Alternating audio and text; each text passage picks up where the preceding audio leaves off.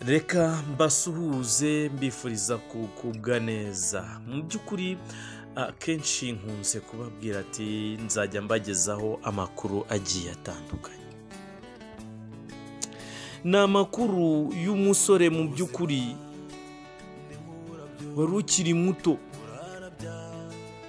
Umugabo yashatse ariko akaba atabyara, byaratutse ku mpamvu n'undi birangiye zimwatse ubuzima. Nkunze kubabwira ati ubu buzima tubamo ntabwo twagakwiye gukina nabwo, ni ubuzima dukwiye gusigasira kuko buriya ngo amagara araseseka ntayorwa.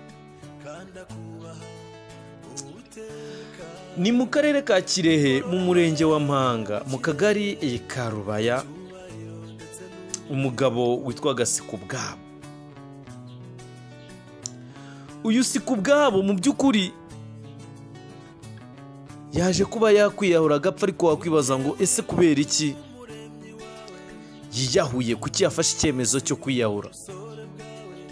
Mwabana umwe njye mbabwira ati buriya ntugakine n'ubuzima. Ubuzima ntabwo ari ikintu cyo gukina nacyo ku buryo wakina nacyo ushaka kwiyambura ubuzima. Uyu mugabo yari umugabo ufite umugore ariko batari barigeze babyara. Yari umugabo ufite umugore bari bamaranye imyaka irenga 6 yose babana nk'umugore n'umugabo, abizi neza ko atazabyara, ndetse n'umugore azi neza ko umugabo babana atazabyara. Wakwibaza ngo se byaje kugenda gute kugira ngo umugabo abe yafata icyemezo cyo kwiyahura? Mwabana,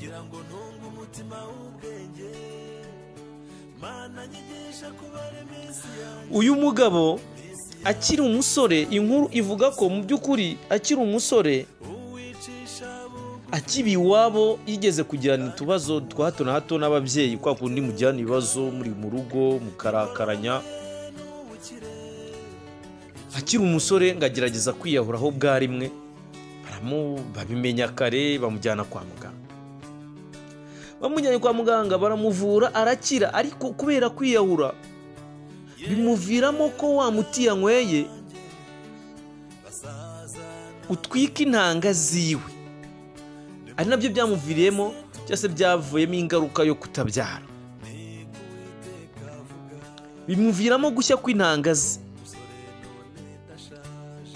kubera kugerageza kwiyahura. Baramuvura arakira, nyuma aza no kugira igihe ashaka umugore, ariko amushatse ntibabyara.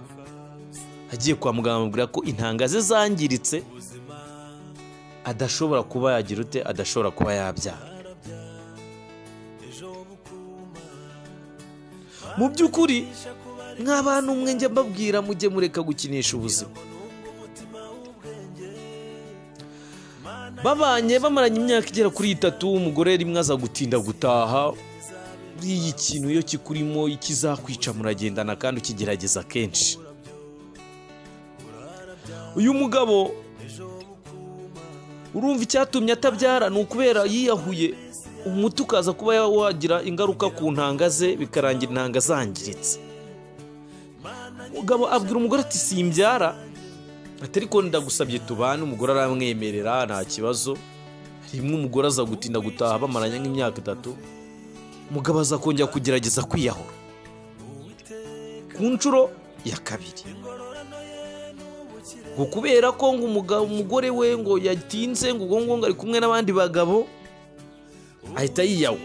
Ariko baratanga umuti, bamuha umuti, birangira umugabo akize.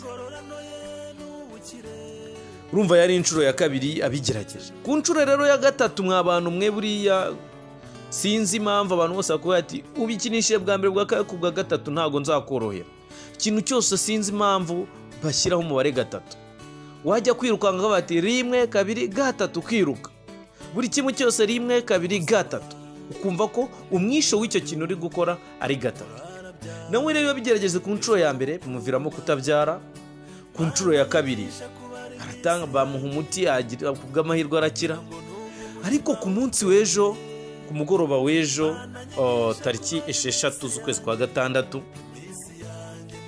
yagize gutya ajya gusangira n'abandi bagabo agacupa bakundi musinda cyangwa se kamara kubagira mugatangira gushyamirana kutotorana mubwirana amagambo. Umugabo umwe mu bari gusangira twafashe amakuru akatubwira ko uwo mugabo wamubwiye iryo jambo yitwa Nindemana agize atya aramubwira ati wowe nta n'ikintu ukwiye kuvuga mu bagabo, wowe ntubyara cyo kigabo we kitabyara, wowe ubundi uvuga iki? Umugabo agahinda karamwica ngarasohoka, ageze mu rugo mu by'ukuri bya bindi ajya akunda kugerageza ku nshuro ye ya nyuma cyangwa se ku nshuro ya gatatu, ku ibintu byinshi bakuvuga ngo gatatu ntibirenga, aragerageza aragenda yandika ibaruwa ivuga ati nkusezeyeho mudamu wanjye sinakwangaga ariko sinshobora kuba muri iyi si ntabyara, gusa Nindemana wowe umbwiye iri jambo ngo simbyara urampemukiye cyane. Birangira mu by'ukuri yongeye kugerageza kwiyahura ku nshuro ya gatatu anywa ikinini. Anyweye ikinini yaje kwikinyirana mu cyumba ariko barabikeka, baza kumuca urugi barinjira baramufata atarasha mwuka, ariko bagiye kumugeza kwa muganga umwuka warangije gushiramo. Mu by'ukuri nk'abantu mwe mujye mugerageza mumenye n'amagambo mubwira abantu. Hari abantu bafite ibikomere bikomeye ukamubwira ijambo rikamukomeretsa bikaba byagira ku rwego rwo kubafata icyemezo mu by'ukuri kigayitse. Umugabo mugenzi we bari kunywa niwe wamubwiye ati wowe nta jambo ufite mu bagabo, we ntubyara. Agahinda karamwica mu by'ukuri birangiye afashe icyemezo cyo kwiyahura, hakatari icyemezo yaragerageje rimwe kuko ni ibintu yari amaze kugerageza inshuro zirenga 2 zose, kuko nubwo yiyahuye bikarangira avuye mu mwuka yarabigerageje ku nshuro ya gatatu. Nk'abantu mwe rero mujye mugerageza mumenye amagambo mubwira abantu. Hari amagambo akomeretsa abantu, hari amagambo yica abantu, hari amagambo yangiriza.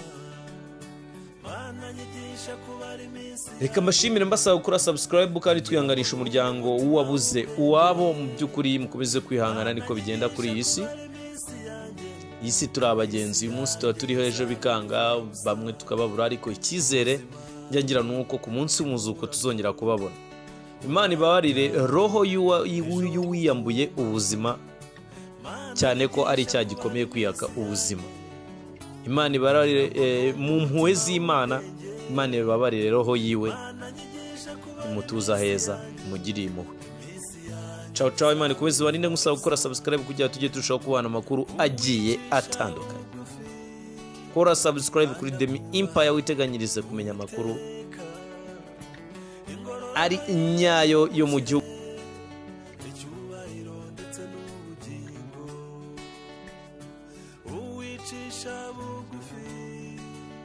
Kanda kubaha Uwiteka, ingororano ye n'ubukire, icyubahiro ndetse n'ubukire.